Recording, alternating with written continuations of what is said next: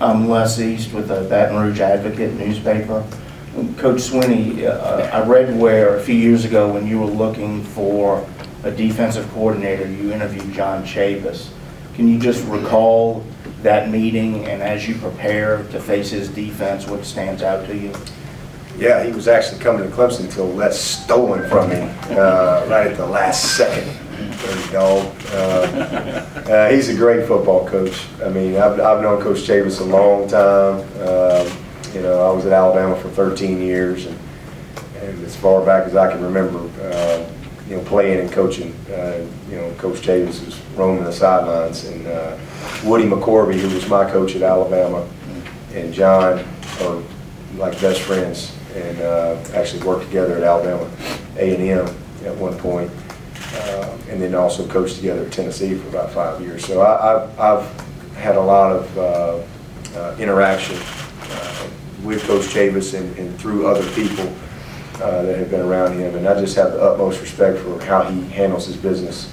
He works very hard in recruiting, does things the right way. He's a great on-the-field coach.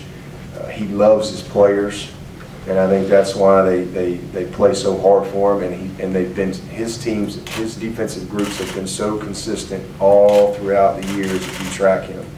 And I think it all goes back to who he is as a person. You know, there's a lot of good coaches out there, but he's a good man, and he loves his players. And I think that shines through with those guys and how they play for him. So great respect for Coach Chavis. Okay, next question. All right, we'll go here on the left. Coach Swinney, Dalton touched on earlier, but most media outlets have said this is one of the 3 or 4 best matchups in the entire bowl system this year. You guys were in a BCS game last year. How does this match up with the BCS game and the BCS experience? Oh, this is tremendous. I mean, it's every bit as good. You know, probably the only thing is we don't have our buses wrapped with our pictures on the side of them. That's about it. We just throw that into Gary. Man, I tell you, I mean, there's really no difference. I mean, this is a tremendous, tremendous bowl. People who've not experienced the Chick-fil-A Bowl, you know, but have been to other bowls, I promise you. And I've been everywhere. I've been to Sugar Bowls and Orange Bowls, and Fiesta Bowl and Outback Bowl and Champs Bowl and Citrus Bowl. I've been in a bunch of bowl games throughout my 20-something years in college football here, and this is as good a bowl as there is out there. And it's really goes back to how it's run, the people that are involved, the pride that they take into the organization, things. They have great events. They make it competitive. It's just not kind of the same old, same old. I mean, they really do some neat things here. Got great gifts and all that kind of stuff. But you know, we really thoroughly enjoyed our experience. And then, you know, we have a great matchup. You know, had we gone to the Orange Bowl this year, Northern Illinois is a great, worthy opponent. But you know, LSU's the 7th-ranked team in the country, so we got that lucky draw.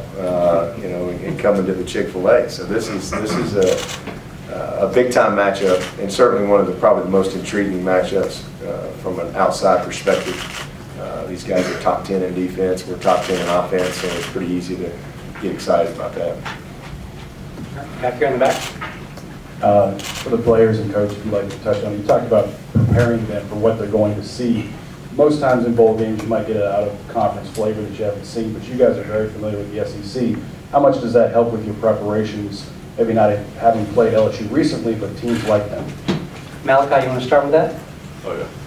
LSU, they're a very physical team, have big guys in front and big backs, so you just have to prepare to be physical with them for 4 quarters. And that's the thing that we've been doing, like Coach Swinney talked about with practices, just having that mentality of it's going to be a 4-quarter physical battle, like Paul drill battle. So you just got to prepare your mind that way and fight that way. Dalton? As Coach said, I think it's all kind of a distraction. At the end of the day, football's still football. We play some, great competition in the ACC. We also play South Carolina, Auburn, other teams in the SEC. So, we're used to seeing this kind of stuff. I don't think the SEC varies that much in style from the ACC. It's all great competition. In the span of 12 months, starting this past August, we will have played Auburn, South Carolina, now LSU, and then Georgia to open up the season. So we might as well be in the SEC. I mean, heck, well, that's a pretty full schedule right there. But we're excited about having that opportunity. And that's, if you want to be the best, you want to put yourself in those situations to play the teams that are considered the best. Okay, right here on the side. Sean Powell, Sports Authority. Coach Swinney, what are your theories as to why the SEC has been so good and so deep in recent years? Well, I think that it's been more top-heavy, as far as the conference goes. This year has been a little bit more unusual, I would say. Some really dominant, a few dominant teams, but a few more dominant teams. But I think just, their TV contract has been huge. I think that's probably been one of the things that impacted them tremendously. Recruiting, got great coaches, great tradition, and that's a great area to recruit college football players here in the Southeast. And I think that they have maximized every opportunity and every resource that they've had available to them through their conference. I think they've done a good job of being together as a conference. And again, they've produced one or two dominant teams over the last several years. And I think their conference, the teams in their conference have won about 14 or 15 national championships in the last 30 years, I think. And I believe the ACC's teams, we've had about 11. So, it's for whatever reason, our conference, we have really not produced that dominant team. And we've been a lot of parity, very competitive from top to bottom, much more balanced in that regard. The SEC has been really heavy on the top end with some very, very dominant teams that have been 12-0, 11-1 pretty consistently. And I think it all goes back to just, first of all, great programs, great coaches, the area that they're in, great TV contract, exposure, all that stuff, and recruiting at a high level. Right here, David. David Hood, TigerNet.com. Coach, you had a 2009 recruiting class that you called the Dandy Dozen. Malachi is a part of that. You've got a very small senior class. Talk about what it would mean to get a win for these guys as kind of a statement game to end their careers. And then, Dalton, you started your career here. You didn't get to play, but Alabama was the first college game you saw as a Clemson Tiger. Here, you'll end it here. Just talk about, the time in between.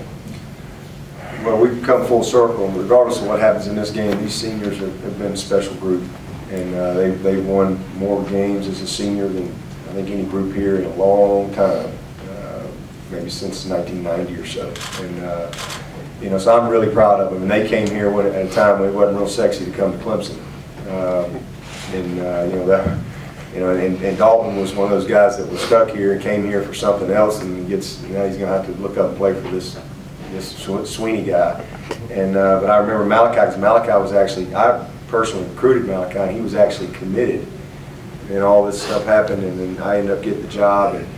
And I'm very thankful for those guys for choosing to stick with us. I mean, they're all very special. Meeks was my first ever commitment, and what a good player he's been for us. Carrico and Malachi. I mean, those guys.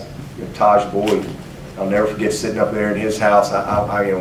Coach Bellotti goes out one door, Coach Tressel's coming in next, and then here comes Coach Sweeney. And I'm like, listen, man, I need a quarterback at Clemson, and I don't have anything to offer you. I got no resume. I've never coached. I've coached just a few games as an interim guy here. But man, I really think we can do some great things. And so 4 years later, it's very fulfilling to see the progress that we've made. And these guys deserve all the credit, because you can be a great coach, you can do whatever, you can have a lot of knowledge, but if the guys don't believe, you have no chance. And these guys have chosen to believe in our program. They've done a great job of recruiting, and as we've steadily built this thing. And so 11 wins in Clemson history has been a pretty rare thing. 1948, 1978, 1981. And so to be at the doorstep of that for the second year in a row is pretty special. And the consistency that these guys have been able to develop with our program. There's 6 teams in the country that have been ranked for 28 weeks or more. You know, LSU, Alabama, Oregon, Stanford, Clemson, South Carolina.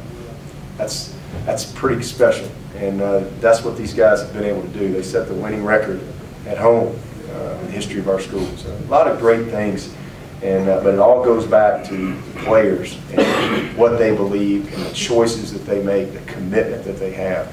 And these 2 guys have been great leaders for that whole process these past 4 years. Back here in the back again.